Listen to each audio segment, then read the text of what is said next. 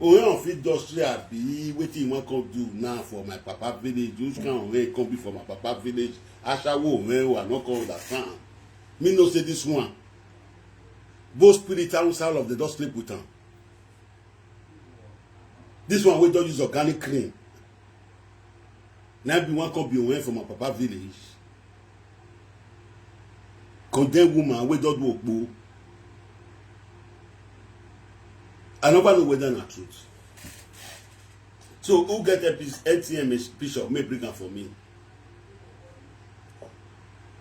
I know say you can't talk like say I will look at two, we not get a look at two, we not get a look at one. Who do not go, who do not them.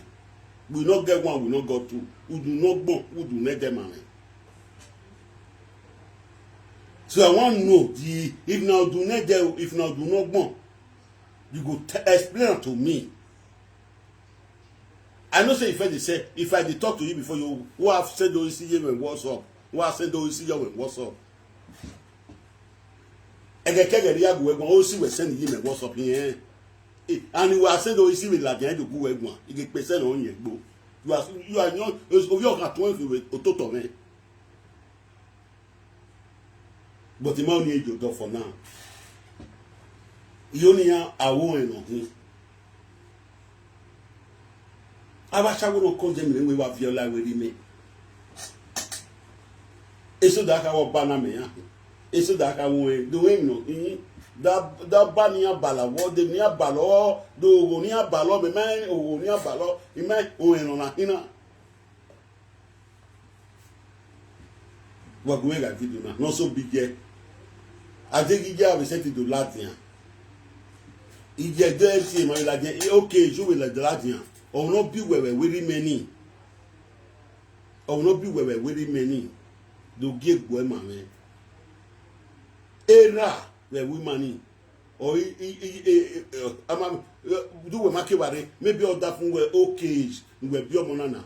Or not be where we run any. Do give money. Adego Oviozo no zeto. Now you said to go me mind me not carry that Oviozo no zeto. Na seti do guan na do tema tama wa ni vie do we o no ma ke we ri meri wa mu ene na so na me ni video na be we na aso no gbo fi we na me video na me na gbe mi na bi aso no Facebook we ke wo kan we Monica kan we yan ni ke wo kan we wa do mu ewori ayo be da me bi je wa do mu ewori a e kin wa kun no tonaro infana what we have to tell them, no matter what we made, I shall for that matter. No egina, or if you put for Yahweh, without me, Upopo, Kiale, without me now. What did you, what did you, not your tone? But no way you will ever what did you? Who go back and below what? Who has some weather and will what? A young walking out below what, Papa, at that your can below what? What go like it now?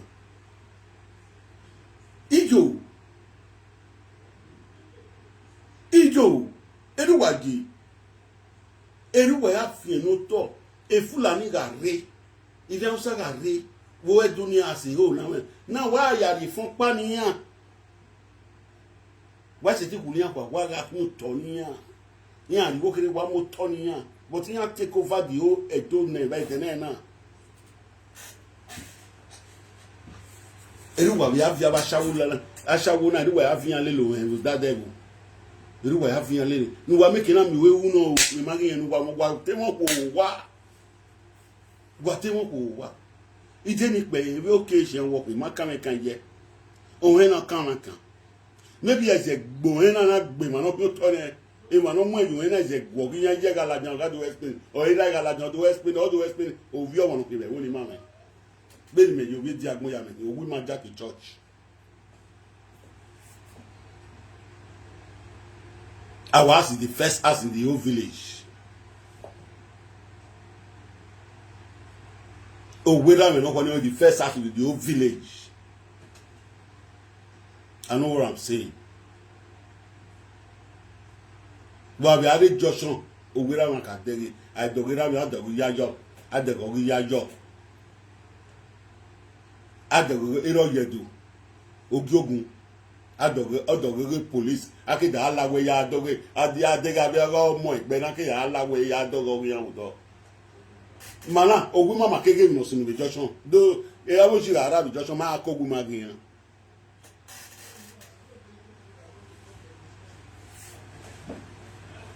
So amamegbe Ovia zono zeto ori kamuwa lele dona uwa fo deni pe niri wan de rodukun when she go dey use to dey pack all those stick and everything dey go show and she don still let us know say the kind boss when she be find am from Germany people wey dey base for Germany Deutschland na that kind boss nini mi beya forward there so they say that she can't go reach party late una still remember here na and she don later tell me people wey dey base for Germany Deutschland Loveth okay-ish una know say I can't tell una after that matter happen I can't let una know say iye wey go cry come out so iye get daughter for you okay a lot of people come Loveth okay-ish una know say I can't tell una after that matter happen I can't let una know say iye wey go cry come out so iye get daughter for UK. Even only my coming. I don't see let una woman wey dey talk so Loveth okay-ish. E daughter wey be Shaba wey fit go African country go also. He say that girl just dey their community now so as we talk. Now I come ask the woman say wetin Shaba dey do for community? She dey also for that mission. No be update no be go no dey no be ko no tie no worry community ni ti okori to bo me ni no dey matter de no ni wa ni via we money kana ni via yakwa ma we tie so ma tie machine ma ye gbe itala wo pa keke isa wa tie go adbe wa tie na wa tie ko na no Africa country no ya we value ni if ya bijan value we na wa ni am we ria na ni e bia picture mo we ria na eni awo mi ati ichakuru wa ti ichakuru abi maimu na wa ti yan wo bi o keji no wa che video na ge ero ke aja yu nu o we ni o kan gbo e wa sun wu e o to re ka o te re ka no ga fa we be wo na we da na we ju e wo to ya wo e asawo dan igbe aja no wo we no kin we ni we mu e na ti e me se wo ne e ti e me se we gbe kayo we no gbe kayo oba na ma we eri o asawo kin asawo we won so ibejo no ya o kin ibejo ni ha eri o ga to le ni ya bo kin o we mu we yi o we e ti e mu we ide ba mi me gbe ba de gbe wa wo sinu send yo me WhatsApp ni de gbe so send yo me WhatsApp de gbe so send wo sinu yo me WhatsApp iye pese no yin egbo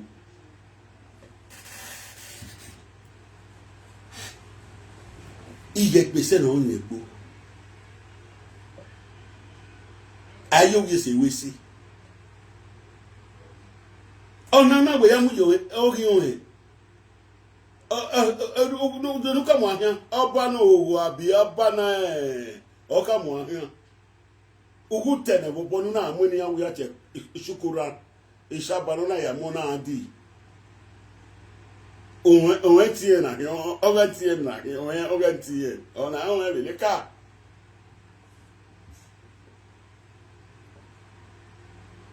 kuwa ke no mo ene ogun kan agbeluwa ya fefefe no ya store eni uwa asun we de wo o te le ka kan va wa we wo wa gbon awun isusu ije e we ni megbe kan ibi agake na bi da tell no say Africa country yan wo jona de wo Africa Abidjan Zimbabwe jo kini egbipe no we ritani e wi yan bi do a Then you can't pay any, you can't damn connection ask for them. Now the one say no. If not also she even also connection ask, that she probably open there, go for even better. Say what is your carry Shaba can shock her because she don't know say Shaba, she don't know how Shaba can relate to that community because she don't know okay-ish the man as the family of the community or from that community. You don't even know Loveth. Will be Shaba Mama as the community person and from there come. He said, "Boy, God is surprised. Say they come push Shaba as Ovia. Ovia now what they call Ovia princess as a sea priest or princess. Now go be the Ojuju woman for the community for because okay, no more than you know, work at that okay, she me done go. Ave me done see na work at that ya ka we mi as we poponia as we poponia as we popo. E ma we mi dan to e ma wo bi owo e de nu e boss ni wa ya la we ni wa ti afia we je we ma we je agwa lo. Usa we ma zigo ye boss ni. Even to zigo boss wa ya mu na we je we ma. Igi no ogbogbo no edo imami gbo na de enti e mewo riawo enti e mewo riawo enti e me se mewo riawo enti e me se mewo riawo enti e ma se Oduma mewo riawo omo asawo yo he o enti e me si o enti e me si mewo ria enti e me si kenu gbeje gbo bi ejo gbe fi gbe like palace when I masha wona obi e wore when I masha wona obi e wore enti machine asha wona obi e go asha wona ya Africa wa asha wo country enti machine igana we o enti machine wa go mega video na sekere ye be ni ka you go nwe wa o wo go ba lo owo nu mu ade we ma eri abi you go nwe wa o na wana mi ngwa bi ku no wa lo bleach criminal e we kun ye we da me no we se we won ko wa gbe ka mo ku e no ro wa na do organic cream o be mo ni ka to ari no ya wo do ku no fo ako we na ri na mi we ona na ni de ni ka dan yo ni ka dan pa ma mo video na gbe eri wa ji ya wa gome la video na wa gome ga ike so ike do gbo no pa ni ko aye gbe ma asawo no je gbe ma yan wo we do gun ave platform oge fake doctor no ya de do emi doctor we chino no da ka we doctor e Monica no ga gbe Ovia setting on Viesta we Esther we po ogo no fi oda fun yin na ogo la yin mu la de iwa wa sawo ne yan kon gbe yan wa mi I don't know where we are Congo. Ogonoga apioda for you, Wadoga Facebook in there. Atiti new generation, Wadoga Gonoga apioda for you, no more than we appear that for you. Only with that, in when I come over, no more in Katari. No more maybe. Okay. Do you want to keep with me? I'll be away with me. Ama wo da fun we abi da fun wewe we ra me abi o da fun wewe we ra me okay we no we do we gina okay ya we enter the drama owu ze do okay ish we na di okodo kan agbo ko ish u imagine wa ni amu epo we do we okay ish we zunu nu edo oh, you we odafu we make we ra mere ama we ra make we ra mere oh you we na di ahan to bo mo yo ebe wo ni we ka ma we emi awa gede gbe no do ma si we gele ki okay ibege mu emi dahun ibege gbe mi dan to iku ope ni kege we kere da di mo ja na ge we mi asi we la di ki mo ja ri we opuna we no ya gun we no ya gun wo kuna if one we ma bo me yan we mama no ka si guye na mama no ka si guye na di guye no ka se we ka be se le ka okay wo ka se le ka imen de matayata ni ka se gbe ne di gun megun wa ti e audit we show we matter e number we imen ni aso number we here about ti we ni real life na nu explain ma we owo no ti we mi ara di mi ati wa ban ni anu me ìyàwó eno hin kini o keshi okay wa we ati okay shi work ire we wira mi ni enu gbiyan ati drama redu not evento. Ye dole we go my senior okay. When I say when I am you when in a market we re we market with Ameri. That we going to work Balona. Oh, she okay, she not the waggy, you go and waggy, we no want that jiggle, no, that what you going to do with boss in the no, a baby, no saying I agree. A baby, no say, they're going to fit you now, they're going to at me. They're going to at me, I'm aware. I do when I son of Zedo. When I will be coming here. Ovia bonus Zedo. When I will come when you wet him, my wet gui. My wet gui. Umatine Atiti waiting to say the apple for your village. Umatine.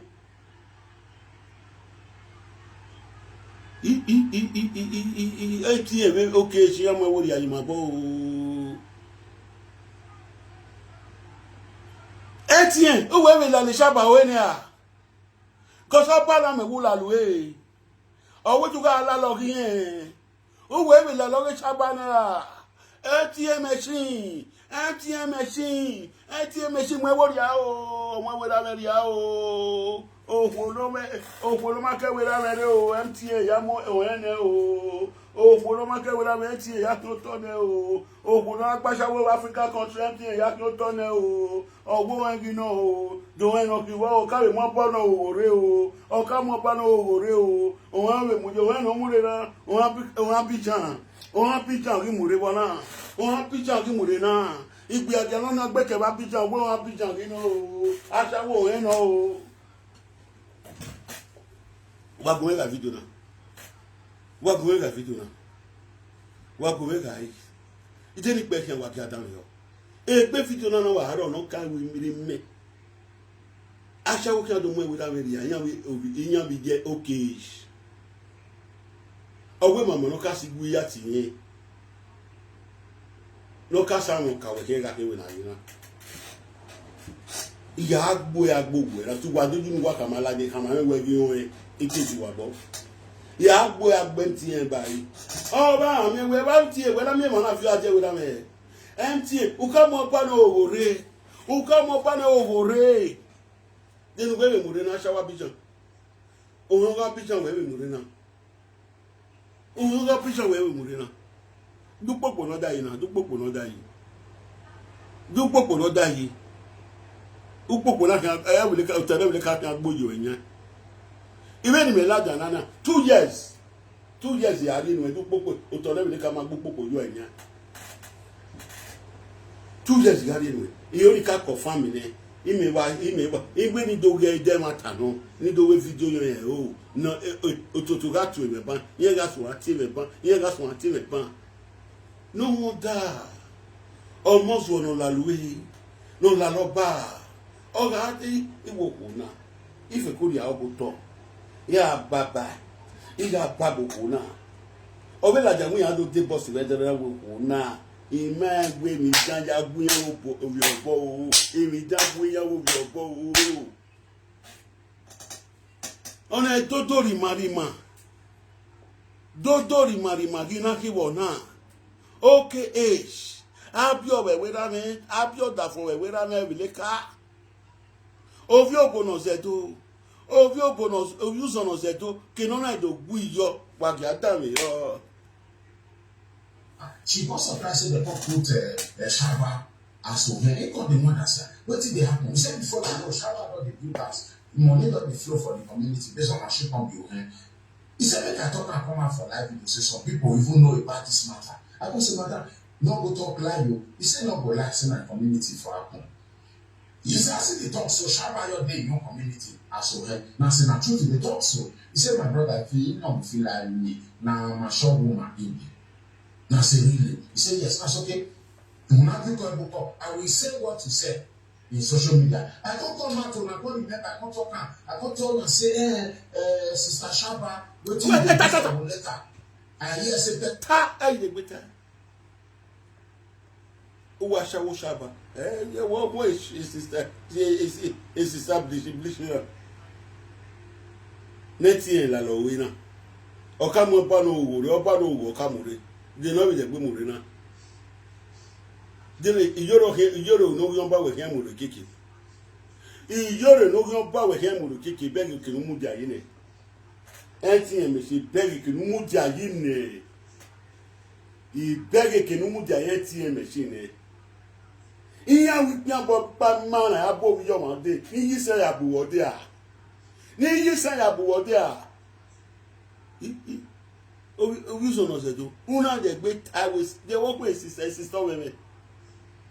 This sister of was sister Asha with Asha one of Asha with North Africa country. Didn't damage. She come and say you now you the one put us. You go we are having women will be able to come in. What do you my team with time because of me not because empty and when we here. Maybe not ever feel concerned. In a way, we are so having a send OC, what's up? OC not send you, what's up? Not send you, they are send the again.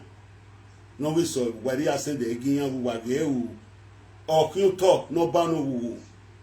And not the Buyo will no more toy, a bon of Mason, we might all send OC on what's up. Here when is Azugbene. Here when is Azugbene. Or we had you go me. Iye go we go soy. Ma we go gari land. When you just come to body. Oh, guy go le presenter your public social media be. Iyan wo bana me ga me problem. Ina we ri. No ka motor obiere no. Ogi motor obiere na send you go. Ina send that canton bag here. Ti to do mari go yo. E I pray be me ga we me. I pray be me. I pray be me. Honest one said those go in your web one. Honest one said those see me what's up. Oh, when on 24 that is other money what's up. Net wing away my what's up. Woyaka, in I said they give my voice in a yard one. Empty and 1 minute day.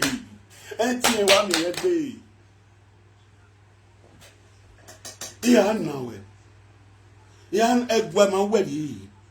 Egg my wedding, egg me say. I was in Western Dime what's up. You have your say why? Muema me parity na like why we mama me parity na like why. You have your say why? I'll say I'll say Asha wona che shaba. Asha wona che shaba. No agbegbe ya gaba Abidjan. No agbegbe ya gaba Abidjan. No ma Abidjan re. Ori mu ye gola. Là où tu vois mais non bebo là ovi son zedo wala wa se de go I beg we wa ni ban no me no po vi son it even no by my way my take with there ni my way my take with there all take my way we and we no ma send no bag we no ma team me ya ni we kan me we no so we ra me ya Didn't expect another yo. For Oleka, as we talk, so we don't hear about that for Oleka. A man will come here, will look away to know, and without a panino. And will look away to know. He said to be more because MTM machine or come when Obano or dear woman.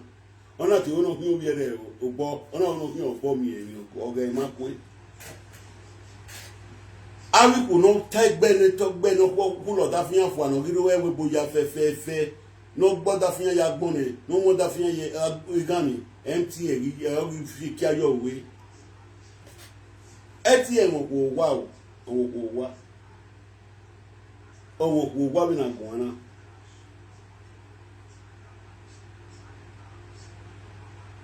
Oh, Torifiani, who are not able, we are moto Yahweh, oh, Torifiani, who were Ogunoke Ogunofi Tony Yagoe. Oh, Toreti Yahweh, Ona mi Yoto Yahweh, Ore Chaba. Ovia okay.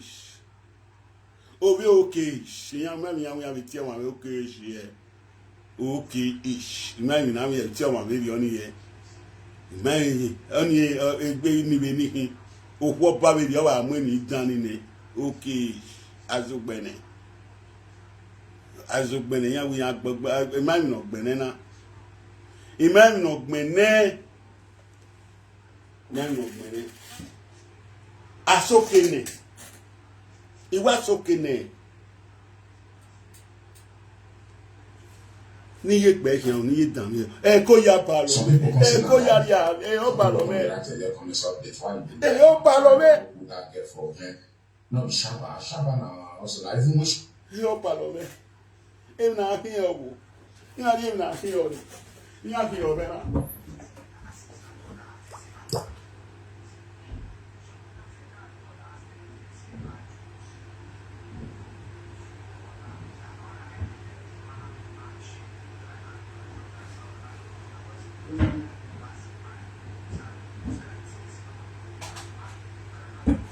Imami, he not be of food.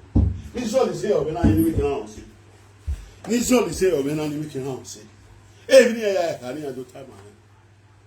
Eh? Where waiting men and be me. Why we tell my Shabai? Why we tell my Shabai? Ni be a getting Shaba. Do we have no? Who is on one? MTN machine. Why am I waiting here?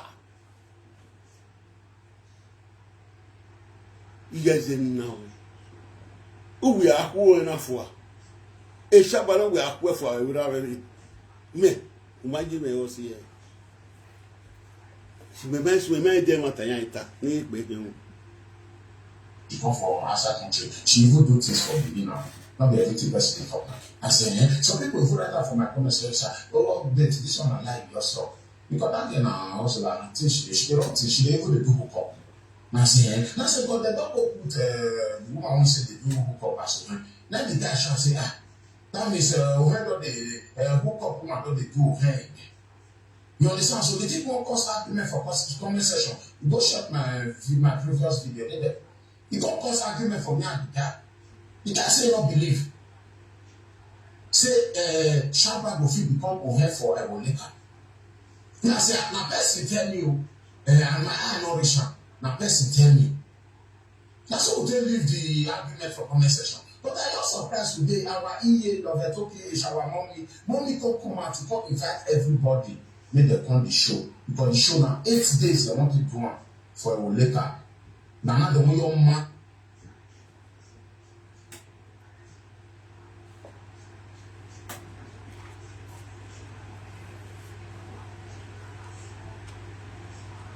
Sisi ya we ni ya. Oya ma we. Aka se dede meri ni me na. Wa gbugbe fa we woni. Ijwe ga ai no man we ni ya. Egege lewo ya. No ri we ye woni ri. Ijwe na ai no man we ni ka no tane. Nye wa mu go revie. Di ka no tane. Ya yi no tane. You cannot turn it. You will move well with you.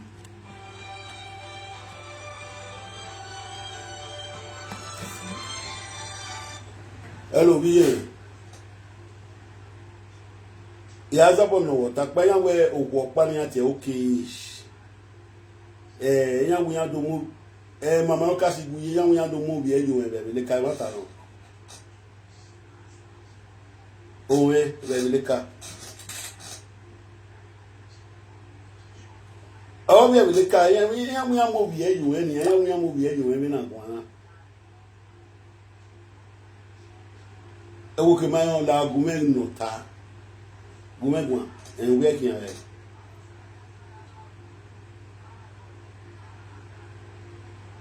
Oh, yeah, what was on Azugbene? MTN is short way because of Laluene. Oh, you can't move on over the idea of as on that on your motor. Idemi an na ya we na ya mi megbe when ya anytime ya go okay to go all say do ina go eti egbo all say do si o me wo so go si ya gbe won abi ari owa oni MTN se re wa do anytime ya gbegbo wo do to omo no moto no we na do gbegbo na da say no si o me wo so e na we ni so an ka mi bi je me ya fefe nu wa an yo to na because o me megbe Ovia usono zedo all the way video na no ga abu yo we no dey na e say me do me video na me na do pon yo na me mati me we kere da di so what can we can give away we ke mo ari address ni ni I see. Over Nigeria, when I know they say Nigeria, who's a degree?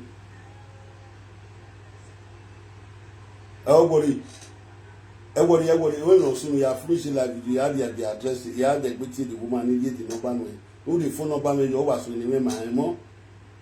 Alpha. A good woman who, in a way, you were who only a basha will be giant with the women. I hope you will catch it more anyway. Oh, we are a boss of LK Wesley, built the men of Wesley. I saw an ever winning, or gone over boss of him, but empty machine not making army where a lalo. Oduma, no making army where a lalo. Or look at we are more bano, we are more aggy. Oh, man, listen. And we are not allowed to know time to with me. Get young by now, we never can have one walking. No career, so I'm going on. Okay, where's it? My love. A man later. We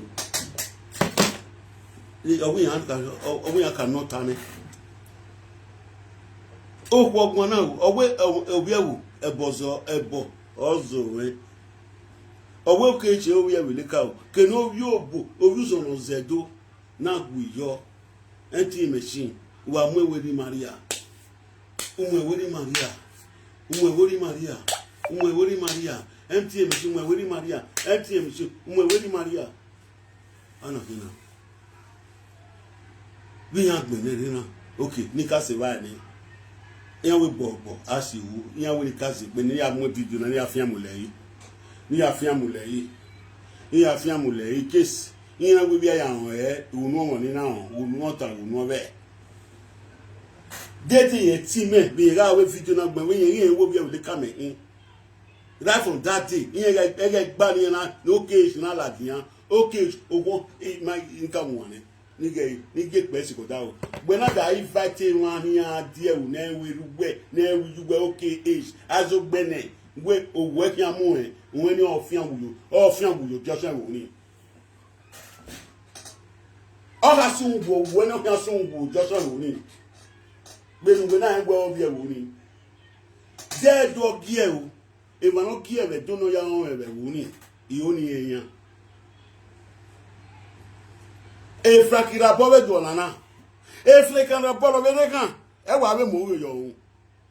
A flick and a ball of Venegan. Now, who a palace will have a move your own, your win on air.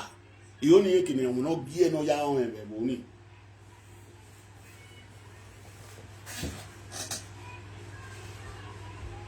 You only a video ni ya invite on wa go mego alod wa send ego ni ya invite on ni okay ya invite on ni ke ba do so mo po gbe okay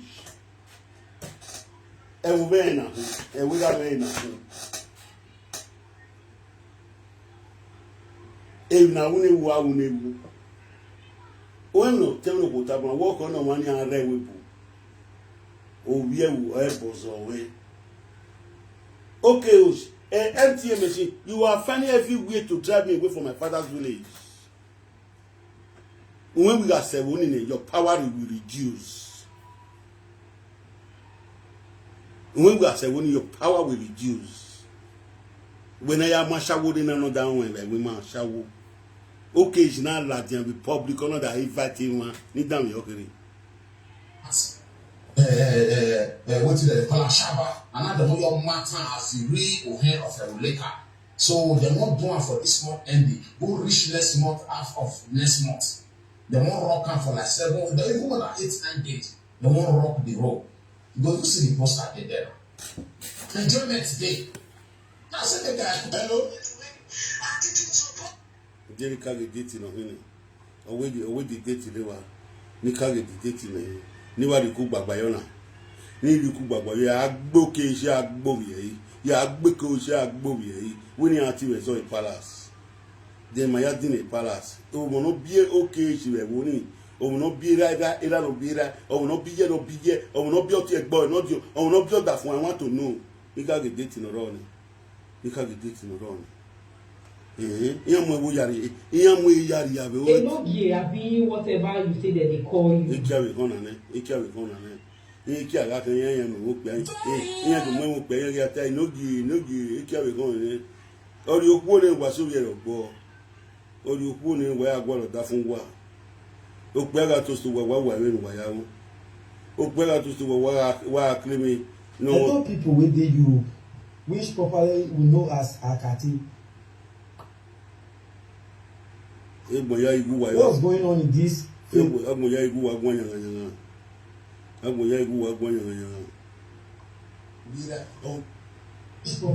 know as Atiti. Wabe me do gui nania. Afi ewera me gwedi e.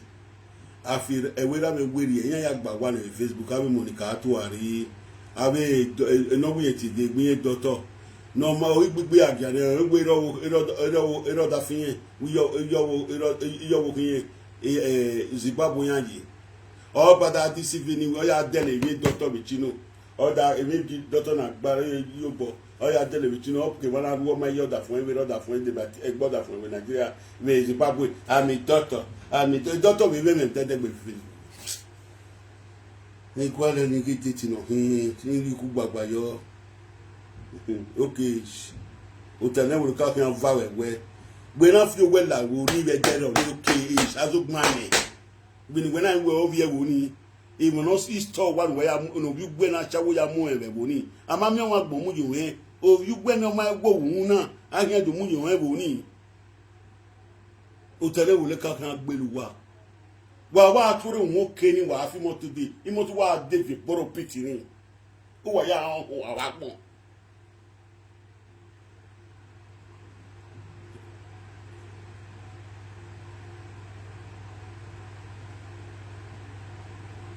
Yeni mo episode. Tell that come our iye do avato. Iye wesi. The date yan go yo 11 2025. E mo tano. Etiyan bata. Etiyan bata. Me ma ka read date no ross. You did it and a hit egba. Okay, to go back boy. O tell me the boy. Azugbene o tell me the boy. I Monica walking on. I will tell walking on the Ewira. Episode case wa Monica via episode case wa go. This one move back. This one motor na we ka gbe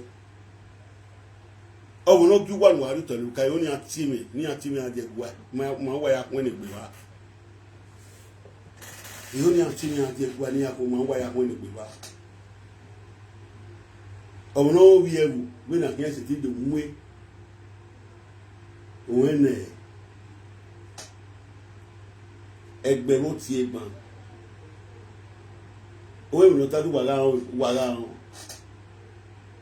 ọwọ́ kan wọ̀nà wọ́n ní ààrẹ ọgbọ̀ wọ́n ní ọ̀wọ̀n yẹn sókè ogun ra gbò ẹ̀ uzẹ́ra wọ́ ẹ̀dọ̀ rà dẹ̀ uzẹ́yẹ màmá náà kásẹ̀ igbó yẹ àti sí fífi ẹ̀dọ̀ gbàwọ́ gbò ẹ̀mí yẹ wà ní ìtọ́nà ìlẹ́ka wáyà yà àti sí fífi ẹ̀mí ẹ̀ka ìwà ìrọ́gbò ìwà yà lá ìrọ́gbò mẹ́nu ẹ̀mí ẹ̀ka.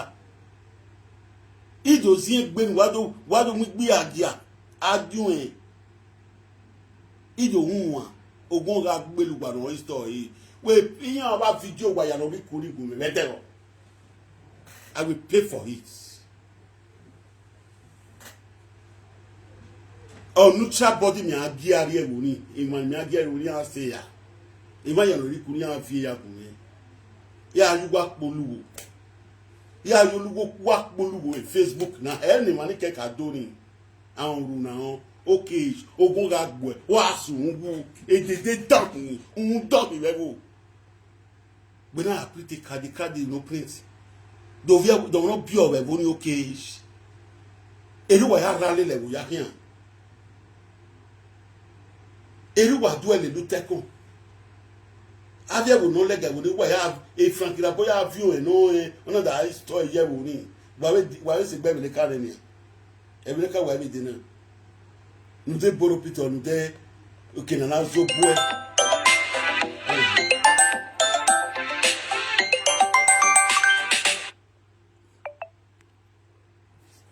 Ni call you again, Baba. Ni call you again. Baba. What Baba? La wa tienti me si wa won we yan take him na o bagbe wa tienti me si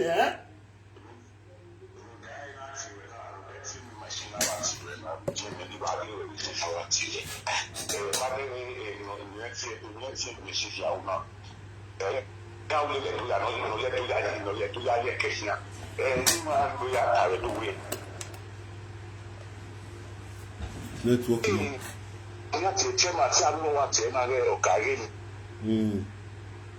Ìdáwé ọ̀bọ̀ bá.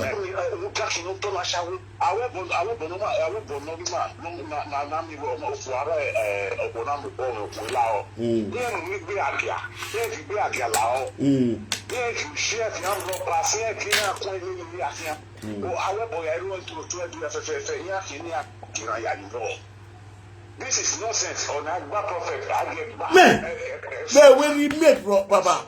When he met.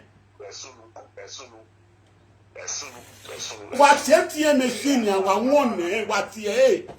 When I be very nice one more. When can I do? Also, you are going to send those secret. I think I send a boy. You guys send those secret. You guys send a boy.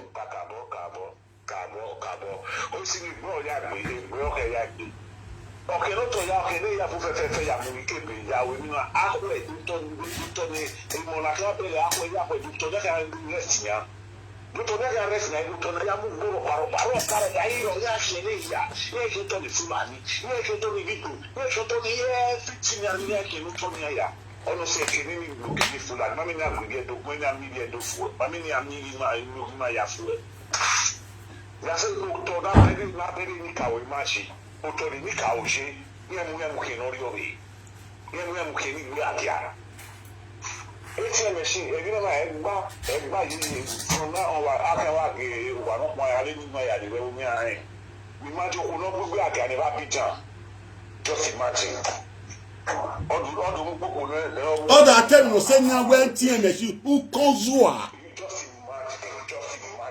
Ofu no bigbi again ba bijan all that time no say nya we MTM machine imewu konselenia MTM machine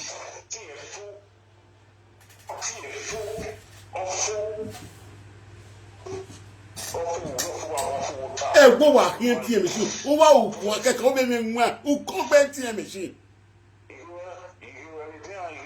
wo nana mo ewu ni we dai o ko ke da agu we gun stack me we go ni o kon be Ogun gba chago.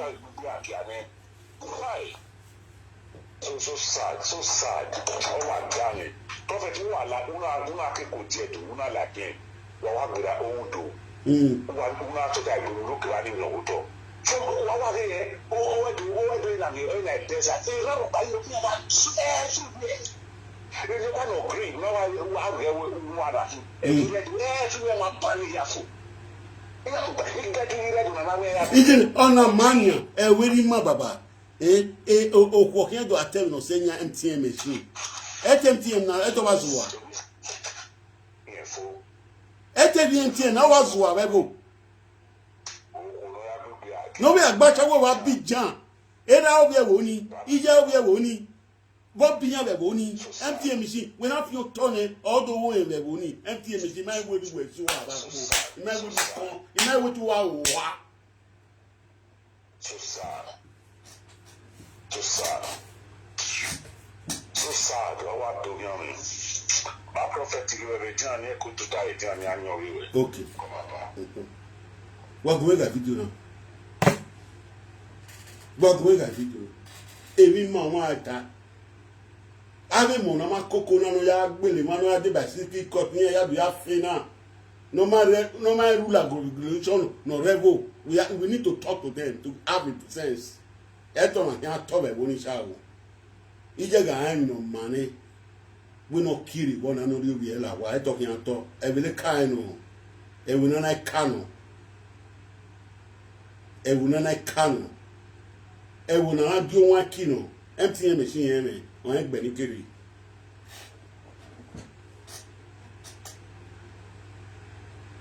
eti brag eti ruo to bi egbe ni kiri on wa ni kiri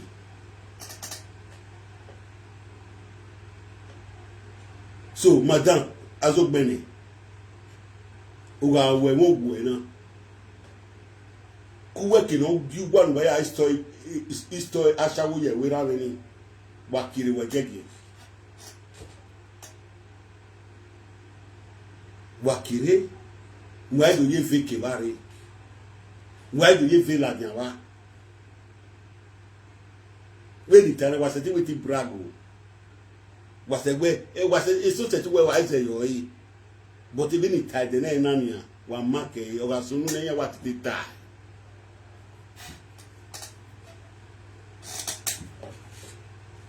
Oh, as soon as well, look at what did die. Why who get him a Google? A sharp or who get him Google, yeah, where who get him a Google, not that it big. But only you are to me. Only that to me. We said that. We said, do to Azobu, who can walk broken. Azobu, down wawa. You are a lot of Zobo. Oh, on every the cat. I just swing with the cat in a shower way, on every the cat. Kuba came on store wa, o dopa, o go back and suba, on weekend.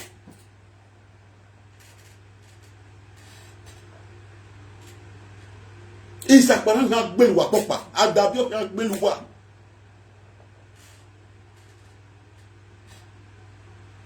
ide ni pe se ni dan yo fun ibe ide ti no ro ni pe se o ne o keno Ovia no se dona ile guyo ma we te gui na o te bi ti o be ka we ma o bi e le ka me here. Wala wa de ba me gbinigbina na wa gun me so lajo e Facebook ye na ma ya ma we etie ama we da be ya yo gbo o ka mo ba do gore o etie me si de nu we muri na nu we mure o we ga bijana ki na bi we ga egbe agala ki etie me si mo we da be ya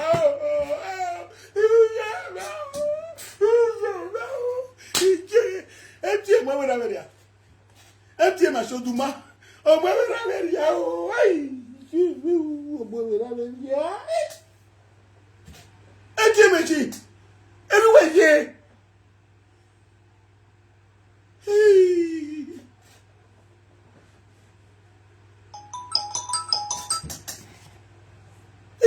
Anyway, yeah, Timothy.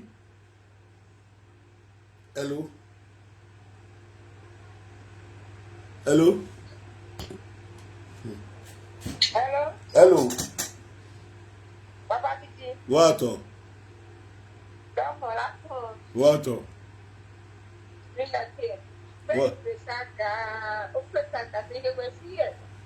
Ime we saga bi dole we ra me yan mo we ra me ya yan obo.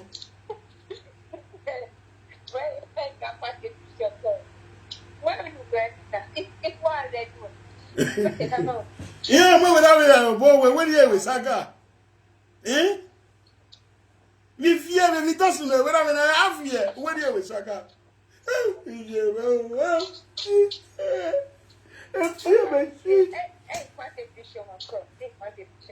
Eh? What I?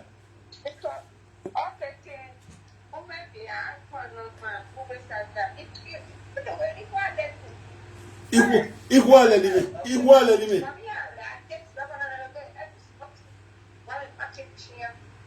anime. Me ma we saga ni me dole we ra me yi na my wife. Men love me dole we ra me yi. When me born at Ovia do we o na Ovia woman iya mo yun e we ma when me born at my sister Temata.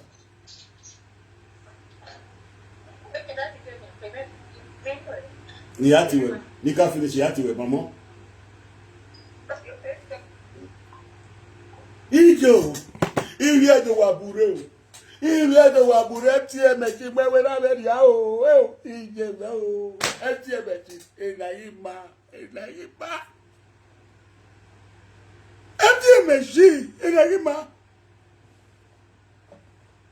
eti e oji enayima ijo wa gumega video na no go fera wa gumega video na vieto lo se ke lo ga se ti e meji ya ba so gbanne ya we okay da no yina ki okay da yina ki o we mama no ka si gu iye yen ki o ya mo we na be ya wo pa awon ero ki onu wa do ta ma ide ni ipe ke ide ni inu ta almost ogi lati yan ola lo egi lati yan ime we sani yan ga give me e sani yan ga give me e sani yan ga give me e sani yan ga give me e ben pe sani yan ga give me e ben pe sani yan ga give me e ben pe sani yan ga give me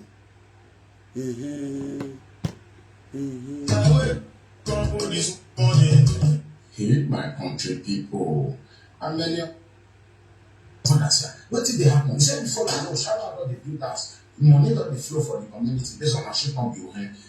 He said, let I talk and come out for live. He said, some people even know about this matter. I go say, matter, no go talk live. He said, no go live in the community. He said, they talk so shout out your day, no come in. Empty machine. I saw her. Empty machine, where would I be? Empty machine.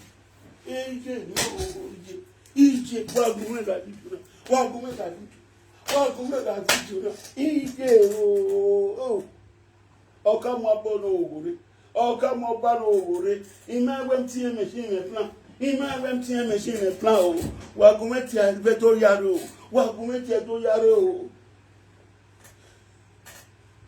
emptie machine ka mo bano ogure o ka mo bano ogure etana vile kaba ku yo e ofena la wegbe gbana yi gbina lajan idagbo Imeguga me plan. Wobo wa oge shabana wobo e. Wo mu kane. Wonu wa mi my woni. Wonu ya kan ogo e. Tukuma jewe ba de no de rogbegbe. Tukuma jewe ba de no de rogbegbe ti e.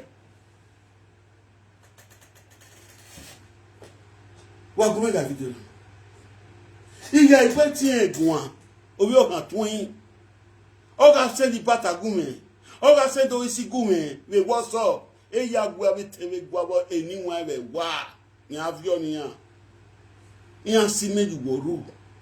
Yan ma ni me te gun alaja kere ya si mi we ga je wo ni mi ki kana de kan mi. Ye o kera gbo ni gbo ya wa mi me gbo yo. Wa me we gbo yo. O gago to le present ave present o me na o gago lo to le ra bo ni ya support we be dan o fi o to re di mo fi o fi ani ma fi dan o fi ani wa ti no pa o jigo o fi ani ba ti no pa o la koko je me na ma o ye wo ni e me na se ti defeat me live video na me how we will they cannot defeat me. Dime na ma obi egwe wele ka na na bi mera moto e hin na se ti defeat me live video na me na obi wele ka bo mo kan kukun ni aya fefe okay there will not be okay we without me there will not be right without me there will not be that for okay we without me Ovia okay no ya gbasha wo ya big jan no that sort of organic cream ya bleach akpi ko re no ni say na black na no o we na black na o ka mo ba no o aje we ra me o ka mo ba no o aje we ra me e tie me si o me we ra me ya tie me si Oduma re me ya do mo picture kwa kwa picture mu wa se de picture le WhatsApp ye wa ajo bo agisun re ye wa ajo bo agisun re ara gba ma gbugba e tie me we ra me ya we ra me ya tie me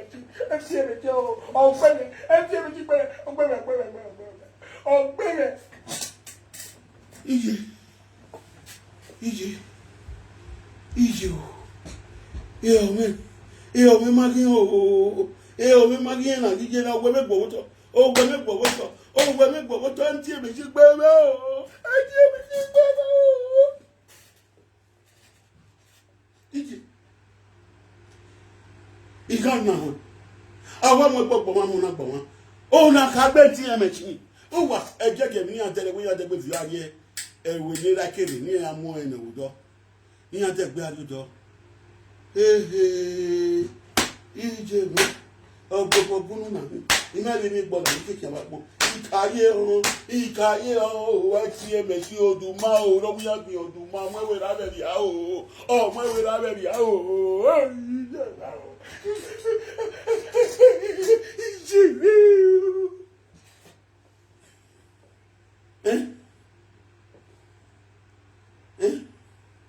What we do?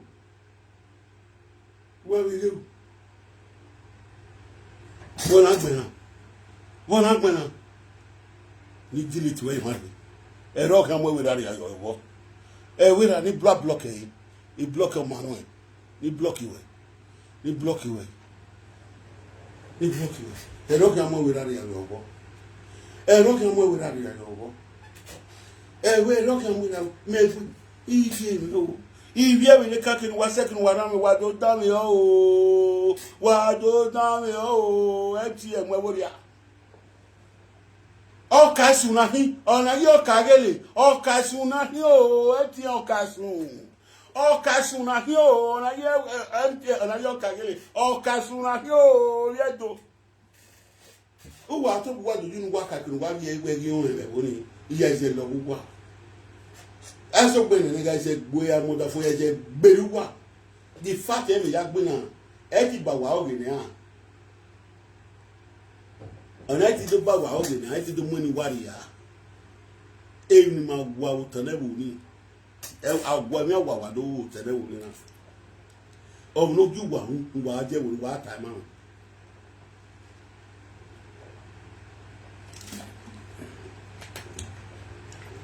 O no ju wa hu o wa ta ma ni ije mi o fo fo me onisa o fo fo me onisa o fo fo me onisa o fo fo me onisa o fo fo me onisa o fo fo me onisa o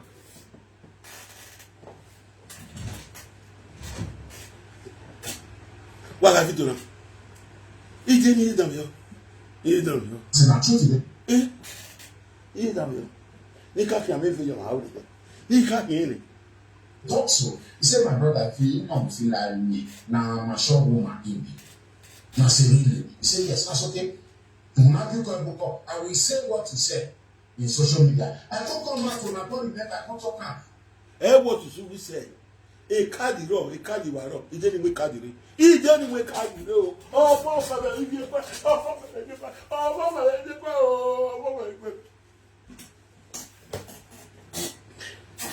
if you don't know what can receive, why may be born again? He only okay. La diable do invite wana. Ovia wonu ku we leka. Apio. Ovia wonu da fun hun. Opo working. Ovia wonu da fun working we leka.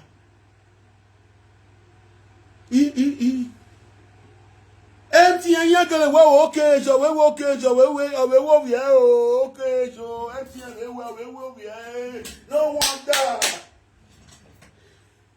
Wa mo bori duwa makele ya wo e wo e bo kan agbeyin bo se bi mo kan agberu wa yakwa e bi mo adabi o kan agberu wa yakwa adabi o kan agberu wa yakwa wa so ngu wa gbon awole bra ba wo ji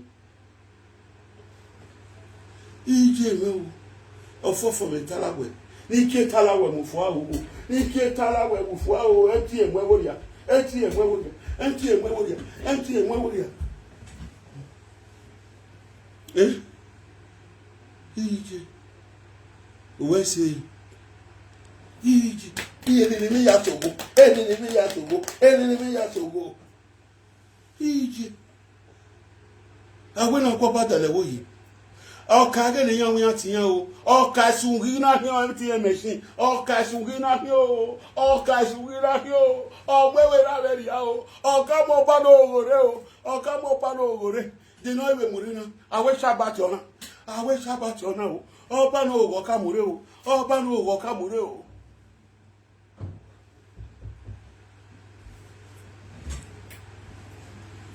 I will Monica walking with them. I will Monica walking. And without me now. You have been without me. It is how book hacking with them. You had one man wrote that for every other for in Roma with them. Little boy, I Roma with the talking. Emma knew you do Roma because no, that will make it on where you were.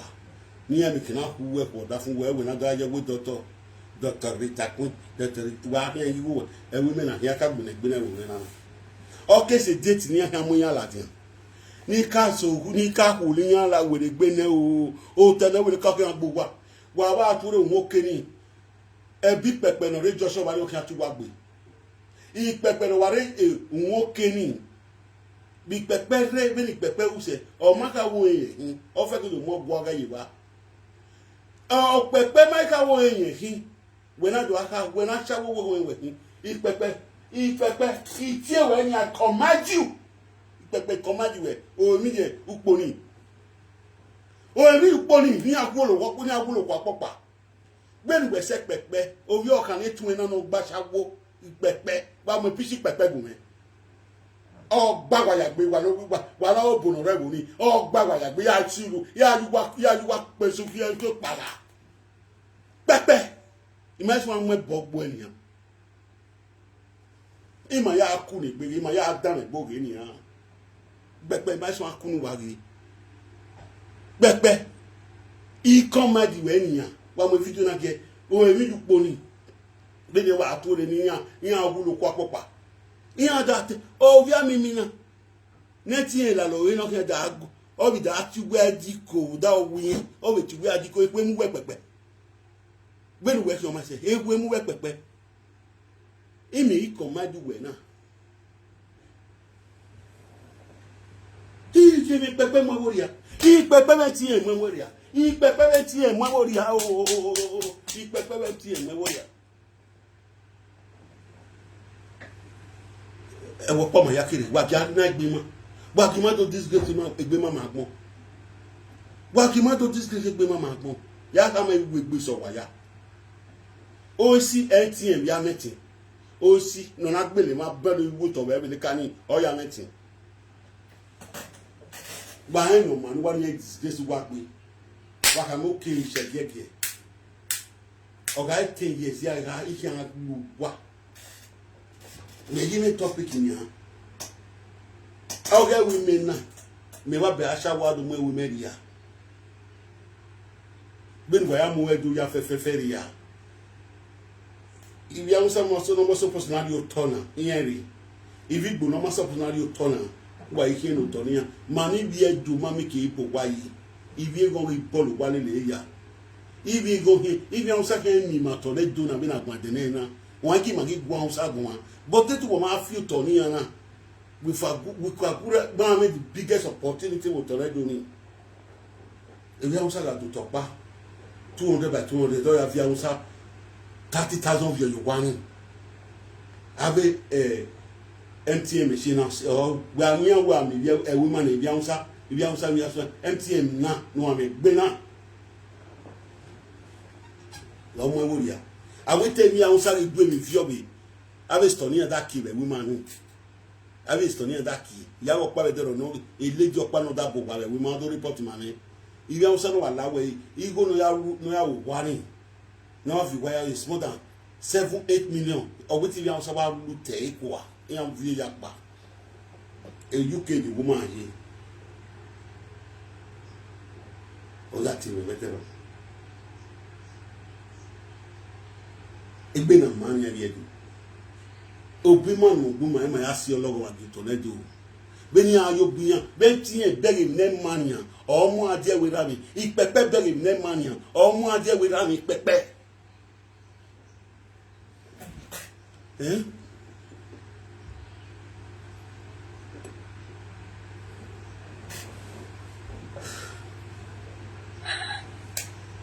Hello? Oh, Papa. Call you look here, book here. me one ya no ponya na ya ko. If ye that when I'm young, when I'm young, when you're body.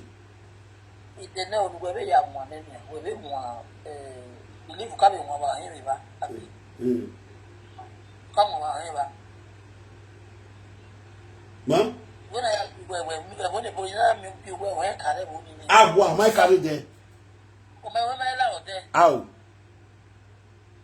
Okay, that is a body won't help me. I want ask the mayor when you have that been other when you had to control what I'll say. In another book, I just say, Mamma boy, I give me my answers a baby, and I make a man with answers a baby. And I make it by what I'm winning, or we make it what may say you, Papa. So I begin to surprise them. We were begging anyway. Oh, you clear oish. A market won't need a eh? No, Papa. A bad woman, not so much. Many may own you. Not so much.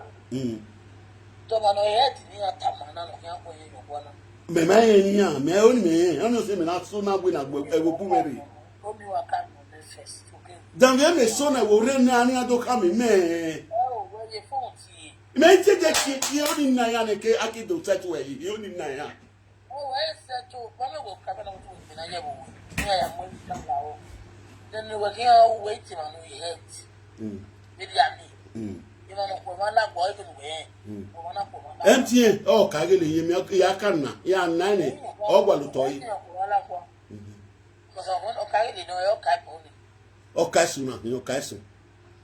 Or Castle. Why no, even one like nowhere.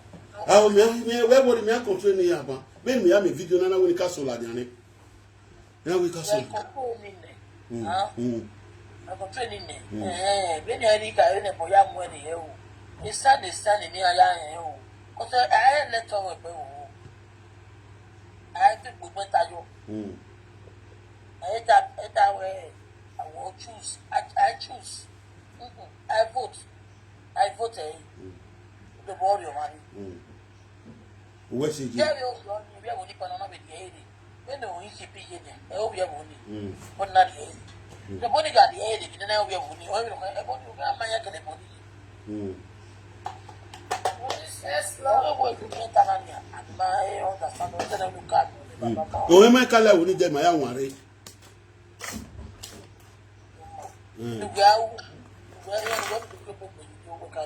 Eh, I know how what's it?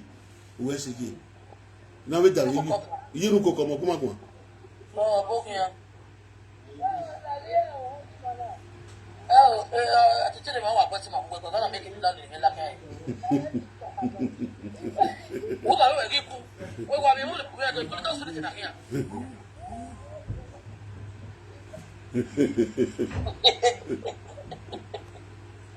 You don't go come up.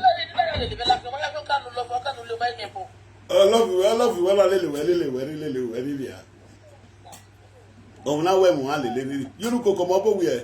Call you.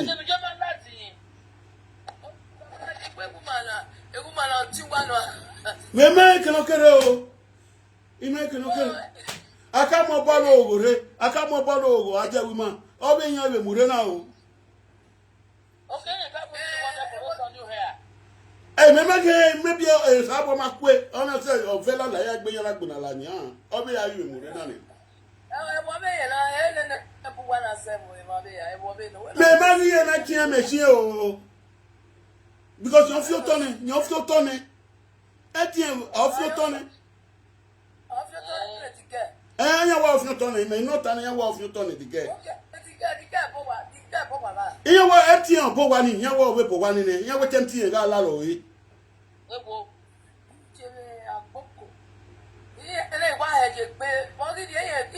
know, Bobo, Mukiana, no, why we're born. Eh, boy, enough your ATM when I'm ready. ATM, offer for the auditor, offer for the auditor.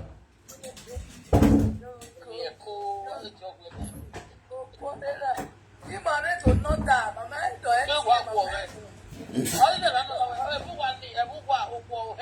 Ah, what? Hey. I thought Eh? ọkùnrin kan ye gweti en gwa se do sigun en what's up we e fi we na ye gweti en gwa o se do sigun en what's up e to wo ka sunu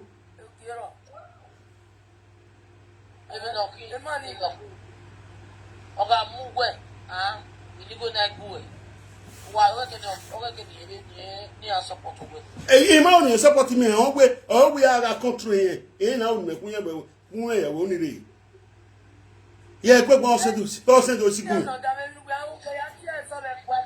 ba se iwe ni kaso one ina ke ku ila we wa ti no re lo e be wo e na te fu wa e na wa su e gbe opo ma ni to e okwo na e o ye to me han gbe 2 years wa o ye wa to me ije ga no man okay uga no man ije wu yoga na si social media we ni ade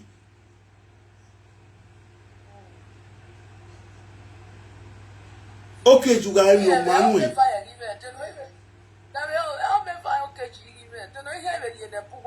me man ni okay ju wa gume no ta wala wa gume la dian wa gume tian iya ke o bogi ye ke yan ko ya wu yan ru eh ofofo woni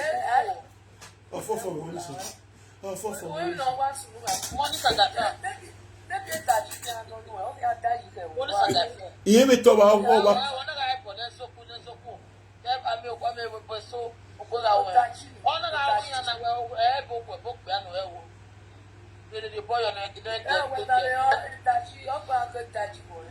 wa me pe ima we ni jebe wo ni ama wo dayi ima we ni je ma we ga ma bi ya du ki ye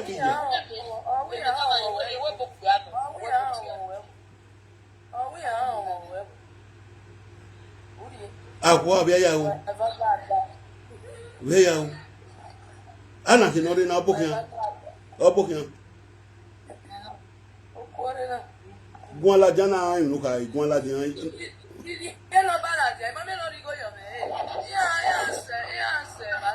Denu hewe jigo wuye.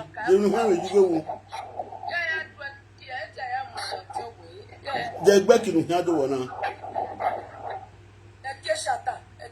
O kan aye do stage. Odi ni go no na.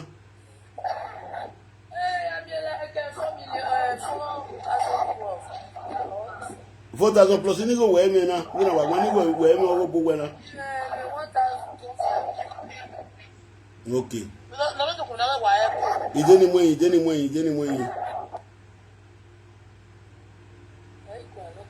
ma be me yi LTN yan we 12 million de emile 12 MTN de ori ya we yari mu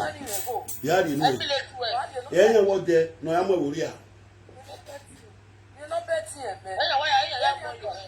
because obi ona we mu we ona we ikwo ya no re obu no tabash na ntie o onwo wa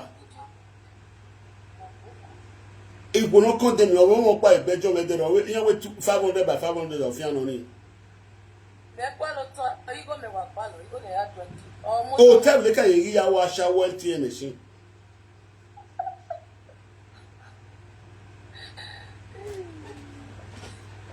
ni aturi ni ala go toto mi ago yanru ni edo ya megwe ni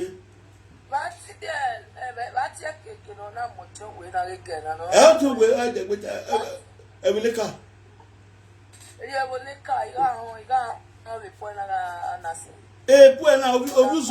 obuzono ze dona me ma be ogena me video na me ma mi okere dadi nwe me yin iya send egun we TikTok boy ni game no so we we dani e me na so la dia na ke no bi ogo obuzono ze do na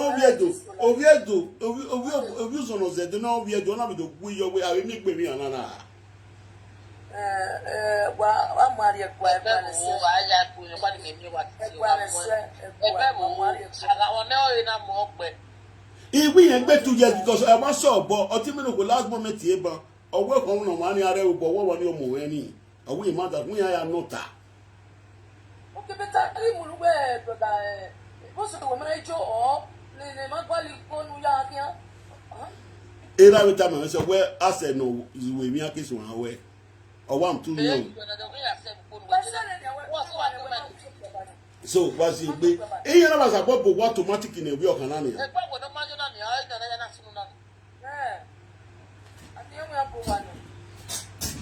Hey, Agapa, not a good. Maybe one night, Mamma, mommy slept love bar one man.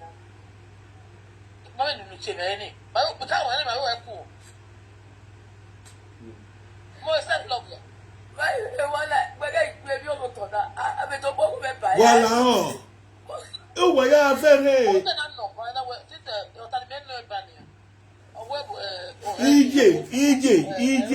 EJ. Ah, on est marié de la Woni. Ama we moku yo ama moku ya yo de. Owe gwa je nyan. Awa. E wona na bi me we woni na wan. E gwo fi to be woni. I make no. Baba Ojagbene don't understand it, no. Okay, the mediwe. Beginning, when Garo. Ti me ya wan re. Ni ra me ya wan re. E ma karo. O enbo. O enemi. E o enbo ni. O enbo ni. Ila ki ya yo na. Iya yo no ga ropo wora mo wen ga ni. But o enbo ni. There we no kwa akibia we no kwa kazo ene but egira we no kwa ade me anware na mi wenwo era we no kwa beta we wo ma save so years ne e we na ubi awon ko wa era we no kwa ubi awon ko wa video by wa ina ni bo an lati ba to pe bu lati am ke ro ebe na ye we wa ya. Okay, Damio, din na wi yon gie. There by why na wi yon gie ye wewo. Papa gie. Iwe go wa ya de na go te bi ya. Bi boya na mamu e ya kin ala ti am to mo e. But e bo wo wo aso ma papa. O to mo e do se e. Kakabo. Okay. Eti odu e kinoro obo. Eki. Imeswani obole lele. Ti yan ga ti me egwu ame ni meje na kan da ti me da gun egun ame ti yan. Because yen ni ije be ni mele wana. Ona ni weta. E wo no lega wo ni ya. E wo no lega wo ni ya fefe. Ai le to mamu ye bebu. I will not let that one be yado. When you control a bone, whack you. Oh, and I saw my the Fred Johnson. I be my local. No, Fred Johnson. No, Kabasha was it? A bonus of my Look at what I would not do. Okay, no, that's your weather. Okay, I mean, we don't solve it. Oh, I didn't wear now, or let's move with it. Oh, yeah, and I put one just in any area. I expect the apple to back with me. I'm not going to the one area. Oh, I don't know. I don't know. So much. I don't know. Ije was ye be. Iya we di mofi. Iya we di mofi ogwe kinana. Enti e we di mofi. Enti e we di mofi. Ogba wa ya gbe ti e we mofi. Oka mu ye wi no. All that down. And then the gonna so he. Oka ta me o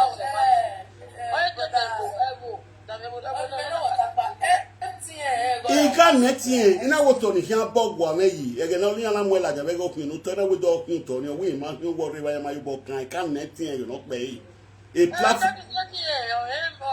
platform e la koko ina no ta ni we ma yubo kan to ni orun oke ba we ma yubo kan kin hia bogwa ameyi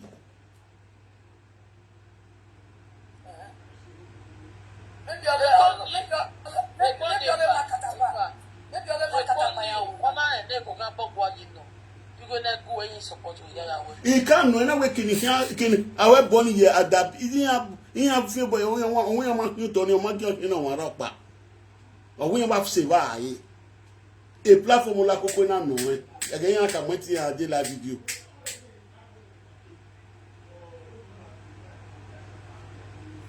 Te Ovia Azugbene. Ovia Azugbene na. No bona.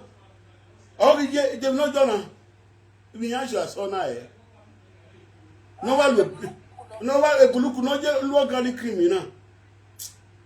Ipepe we come we na wa bi una di pepe. Iwe nu ya file mi yo da wa ni. Bi ni ya turo nwoke ni. Ni ya mo ti wa le fi wo wija ni. Imoti wa le fi wija ni. Pepe. Oni obi mo do bo wa ye wo ni. Oni bi we ma obi gwelu no ye do bo wa ye do bo ye do bo wa ye we ma. Ipepe obi we ma obi bi kan ye do bo wa ye ba. E do se ba ne ya ra o ne o. Ele como Ovia do here. Ovia usa Iyo egbe wo me o na je na we gbegbe o o na so ti bi na mi o yan ti na mi pe sa me ave to mo partition pa me mi na e ti so to we ti so wa ya mo e o ga mo we wa le ge ni ya e we si gbe o bi awon bo gbegbe ni we down yo I ma gun me ni egbe ma gun because okay se to plan ovi gbe na e wa to me bu pe va wa o e bu pe fa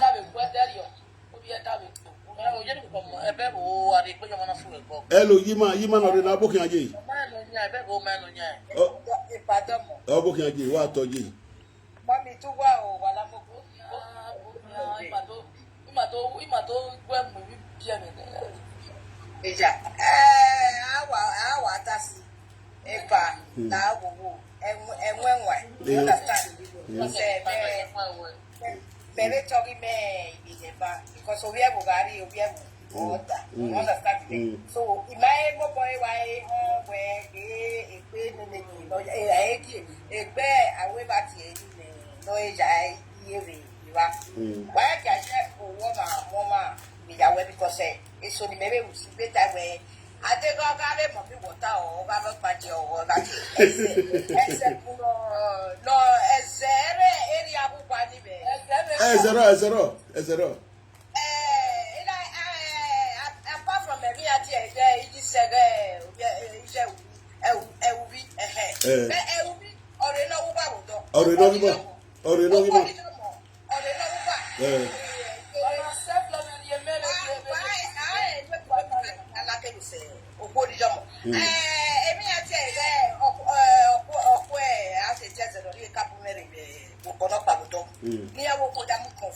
Ovia to boys and for baby back. So, the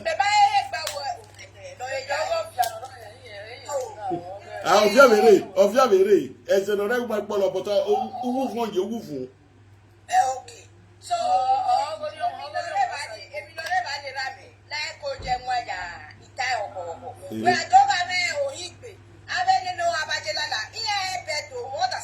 because Ovia Bogari, Ovia water, medical type. So, Lugala will put one guy to them and when why, yeah, when I get that type where, I mean, I need a Lucas when you're Bagavian can do all those things in the car in your bodoni. When I told you, who need that, you will miss. Let me, understand. So, then I said, oh, that one, no, it may other than what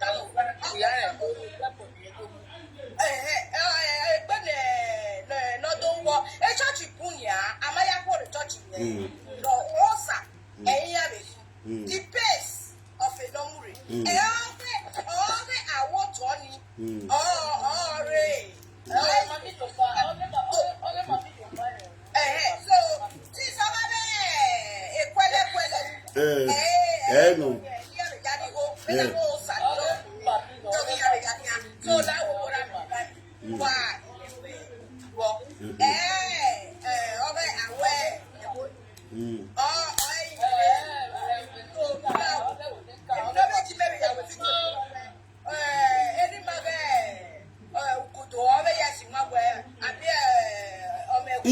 this we can't video. Mommy, we can't video. Yes, so well, what's the way? ije ni pon wa we se bi na wa ka na si ije Only ceramic. Ihu.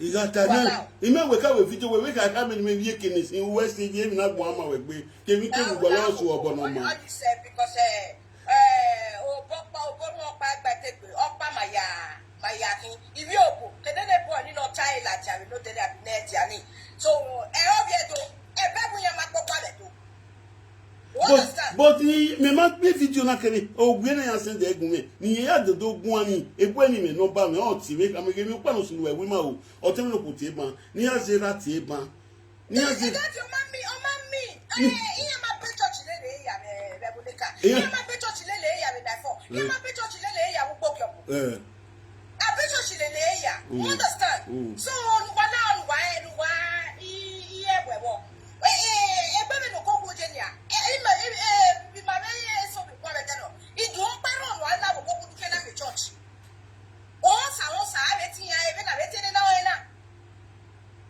iye ti me ke ni o pa ya do fa pa le we o he mama o ko ro kwa no fle le mi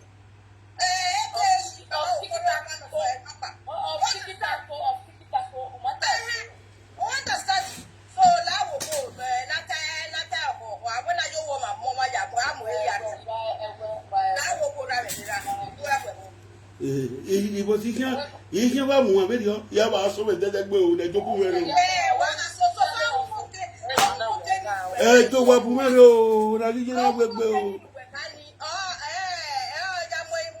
because me wo me ba wu bi re nu ba ogwo di so mo re nu ba ogwo ke no kwa ba bo e la mi de no wi ehwe ni na taba meje de no wi ehwe ni bi mani no ko ne de ya be se ko mi wota o kwa ya be ni a put ne wo ya be ni a mujana era meti wa mujana meti wa mujana jera meti era meti wa mujana ni azerati we o na gije baba ye na ya je o baba ya gbere ya gbo ti egbere wa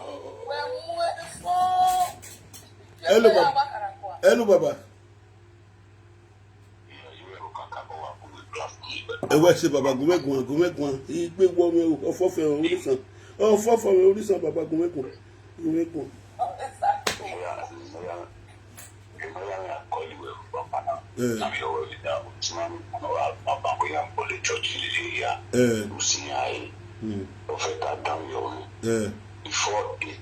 before 1889, roundabout or 1887 to 1889, before the British Army so-called looked down because they invaded Edo Kingdom, deported over Horame to Calabar and destroyed the kingdom.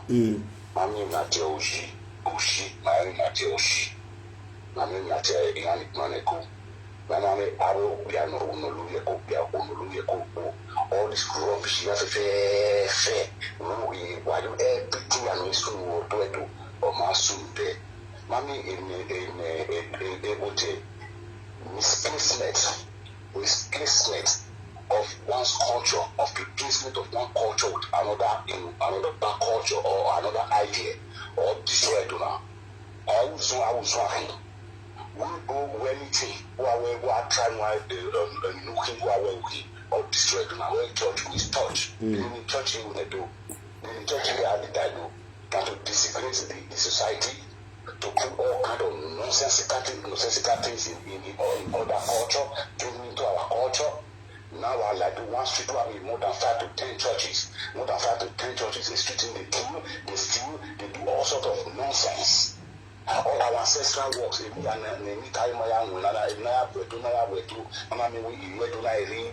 people are destroyed here for this reason. Everything.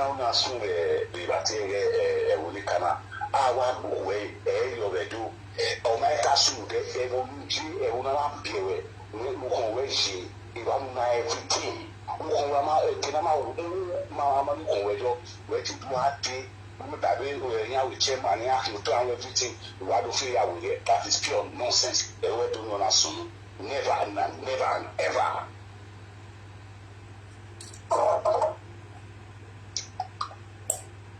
Easy, ATM machine, everywhere, everywhere come. Easy, email what have you been?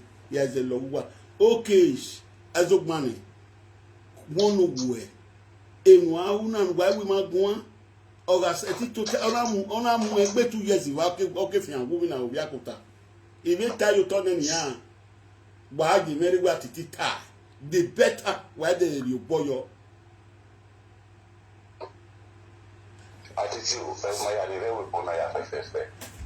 My anime will go. The 9 carry book in 2021 years. I'm 52 now. The 9 one day. In Jesus to do riding and riding Jesus to protect emotional and accident. Jesus to look at you all this slave mentality, moving and querying why am I do or destroy your duca? Why me now by a door camera? Or whether one or about camera or having a gas society or one thing there with you.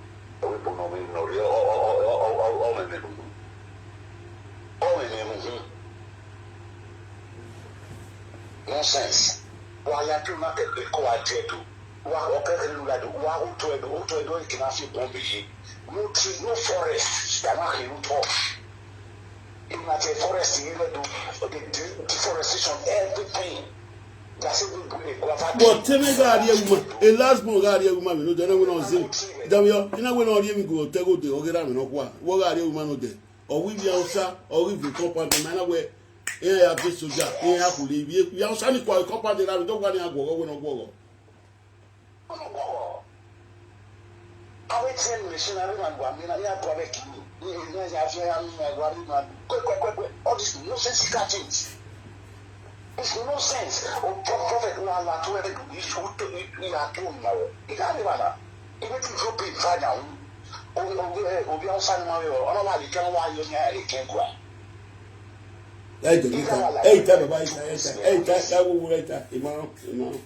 Prophet, he went to the remote too. He told you, only say you don't like a video. He told the remote to attack my now, 10. Marie got again, I didn't want to talk. Again, I will be a motor tuner with him over after all these years. He's first in Muka will do nothing now. Now, tell me, I you don't go there. You don't go there. Hey, look, they last a while, or they last soon. Every I we can. Hey, look, you have no, we have a tomato, or if I'm going to win there. Now, next time you come around here, I see you. Next time I see you here. Just imagine it from back to front, back to front, back to front, back to front. You know why imagine here, you find out, my brother, there are nonsense people from big. I'm sorry to say this, and without apology. And while they don't ask question, you know you are here, you can't benefit, you just jump in free. All the opportunities not passing me, God, no man money, about destroying from beginning to the end. Tomorrow, where do you know God no passing? A modular refinery will remove a petrol or a crude oil. Anyone or every one nobody asks. Now, I don't understand. Prophet, okay, bye. Oh, I'm so. Oh, I'm short of 1 moment. So tiresome. So, it will be waiting on us, working on you want to go. Oh, you tell me what.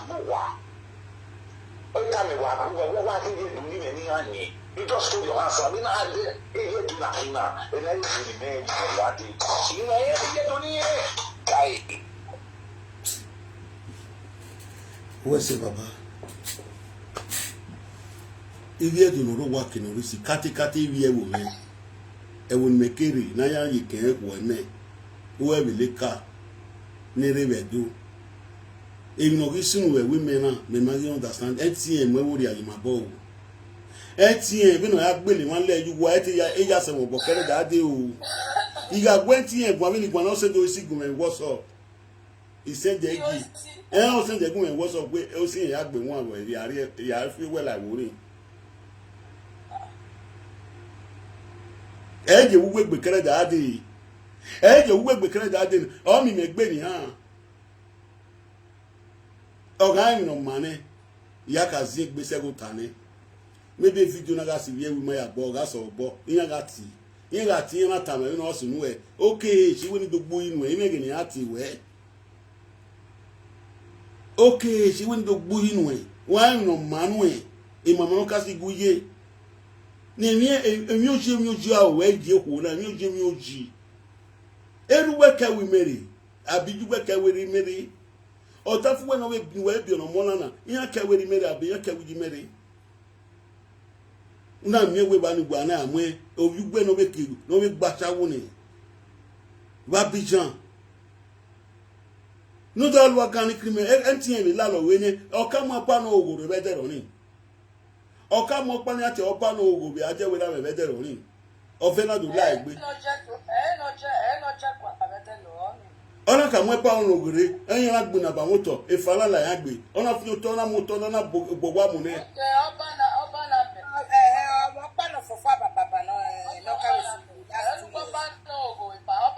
oba na okay oba na me ojo ka mo bere o je gbe mo bere ni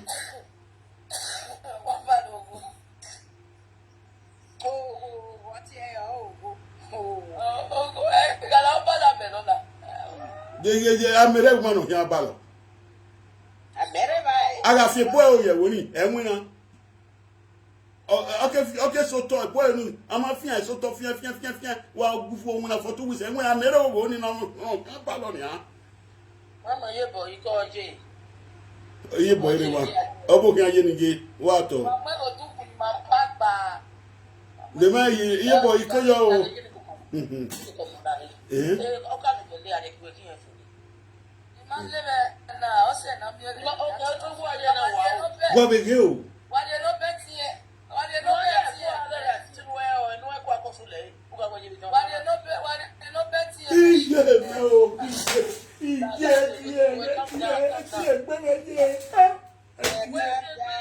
etie Oduma okasun gbeme o kas o ka de lo kas eje de o ta we aka no ni ni ka mo la ni ka mo ye boy ni ka mo ye boy egbe wa bo ni we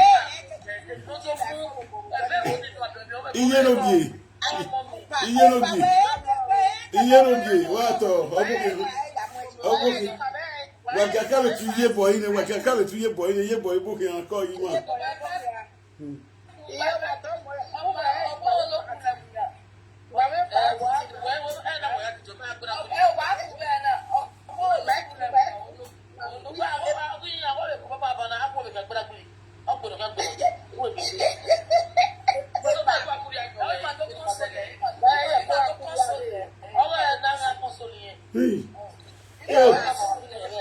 for only say ye boy for only say ye boy da bi ni ya